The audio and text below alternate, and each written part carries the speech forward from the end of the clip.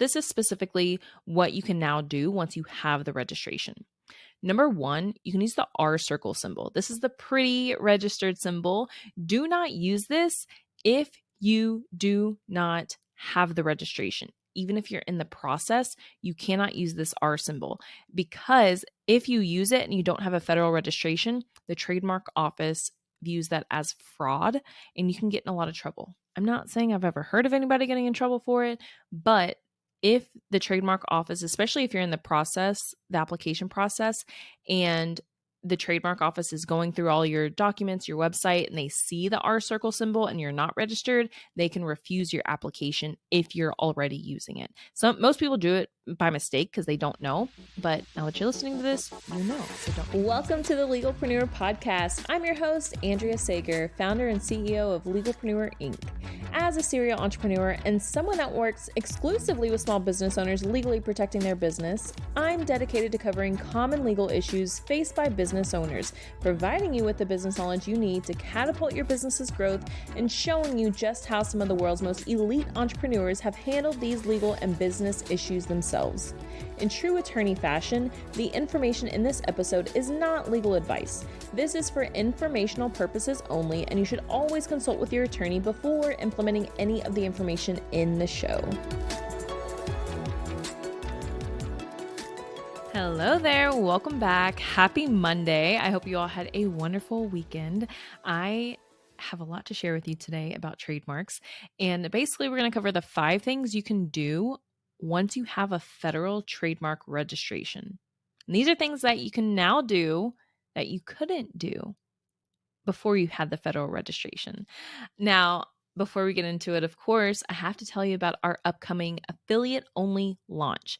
Basically, if you're not sure what an affiliate is, you promote our products and we pay you a commission when somebody purchases with your custom link. We have done many of these, but this is the first time that we're doing an affiliate-only launch, which means you're basically, sometimes people feel like they're competing with us for a sale. And this launch, the product is not available to the public. People can only purchase with your custom affiliate link. So you're not competing with us. If people purchase and they purchase with your link, you are getting an affiliate commission, and you're getting a higher commission than the normal affiliate payout that we offer. Plus, we have some prizes in there for the top 3 sales. And like, who wants to say no to free money? Nobody. So go to thelegalpreneur.com, scroll to the bottom of the page, and sign up to become an affiliate. We'll get you all the information sent. Make sure you get that done ASAP because the launch is coming up pretty quickly and I don't want you to miss out. Okay, so the 5 things you can do once you get a federal trademark registration. This is going to be really helpful once you have the registration. Now, go back. We have so much information about trademarks, how to get it on your own. We have a lot of support, and we talk about benefits of it. So many episodes on trademarks, but this is specifically what you can now do once you have the registration. Number one, you can use the R circle symbol. This is the pretty registered symbol. Do not use this if you do not have the registration. Even if you're in the process, you cannot use this R symbol, because if you use it and you don't have a federal registration, the Trademark Office views that as fraud and you can get in a lot of trouble. I'm not saying I've ever heard of anybody getting in trouble for it, but if the Trademark Office, especially if you're in the process, the application process, and the Trademark Office is going through all your documents, your website, and they see the R circle symbol and you're not registered, they can refuse your application if you're already using it. So most people do it by mistake because they don't know, but now that you're listening to this, you know, so don't make the mistake. Okay, number 2, once you have the registration, you can register with customs. So basically, if you have products manufactured and they're imported, or if you know of people infringing on your products, importing them, you can have customs stop them. But you have to have the federal trademark registration. This is really helpful with brands that are constantly being ripped off. They're constantly having people infringe on their trademarks. And once you have a federal registration, you can take that to customs and they will help you stop those infringers. It's really, really beneficial to have customs on your side.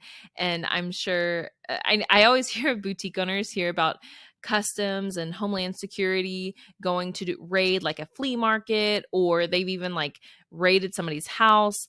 That's because those brands that they're infringing on, they've registered with customs. They've taken the steps necessary to have customs actually do that for them. You don't have to be the one doing it. So that's how you can help with enforcement as well. Another one, which is actually my favorite benefit once you have the registration, is submitting online takedowns. A lot of time I hear people worried about enforcing their trademark because they don't have a lot of money, and we all hear like, oh, your registration's only worth the paper that it's printed on if you don't have the money to sue somebody. That's actually not true. And I mean, at one point it was, like, before the internet became as big as it is today, I think that was true. However, because everybody's conducting business online, we leave it up to the internet people to enforce our trademark. So once you have a federal trademark registration, let's say you find somebody infringing on trademark or on Instagram, Facebook, TikTok, Etsy, they have a Shopify website, you just go to those websites and submit the trademark takedown form. Every online platform has this, and they will all work with you. However, you have to have a federal trademark registration. When you hear about a lot of people getting shut down, especially like boutique owners or people selling products online, if you hear them getting shut down because they were selling Louis Vuitton, or Dallas Cowboys, I've heard that one a lot. They're getting shut down because those trademark owners went to the platforms to get them shut down. They don't have to sue them because they know it's not worth it to sue. So they're all pursuing these alternative remedies because it's not worth it to sue. They're not going to make money. They're not going to get the other party to pay damages. And so you have to make sure that you are enforcing your registration online. And you don't even have to have an attorney do it for you. We Legalpreneur can do it for you, but you can also do it yourself. I always suggest getting help with your trademark registrations, and then we provide a lot of ways to enforce it on your own. Okay, number 4. Once you have a trademark registration, you can possibly get a domain name that you don't have. Now, this isn't always the case, but let's say you have, I don't know, let's say somebody else has the domain name, or somebody has the domain name, but it's just parked. They're just trying to sell it. That's called cyber squatting. If the website has never been used for a legitimate business purpose, that's called cyber squatting. Once you have the trademark registration, you can file a claim. Basically, there's domain name courts, and you file a claim with one of them, and that you can get the domain name without paying the other party. Now this can get kind of tricky because if they're trying to sell the domain for $500, $1,000, you may want to just go ahead and spend that money because you're going to spend more on an attorney. So as long as you can actually get the domain name for less than what you'll spend on an attorney, I would go ahead and spend that money. Or maybe you don't. You're like, I just want to stick it to them, not give them a dime. I'd rather pay the courts. That's fine. But just make sure that you are aware of all the information. Okay, number 5, willful infringement. If you have a federal trademark registration and you have to sue somebody in court, you can get additional damages and attorney fees because you had the registration that shows willful infringement on the other party. Because your federal trademark registration is public knowledge, it is out there for the world to see, and they still decided to infringe. So that shows willful infringement, and you can get additional damages plus attorney fees in a trademark lawsuit. All right, those are the 5 things. Use the R circle symbol, the pretty one. You can use the TM symbol without a registration. Even without applying, you can always use the TM symbol. But once you have the registration, you can use the R circle symbol. Then you can register with customs, submit trademark takedowns online, get your domain name, and get additional damages because it shows willful infringement. All right, I hope you all are getting those trademark applications filed. If you need help, you know where to find us.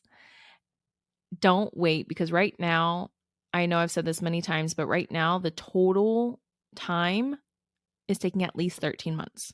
From the date you file your application to the date you can get registered is at least 13 months. I don't know about you, but I would not want to wait that long to have a registration. All right. That's all I got for you. I'll see you next time.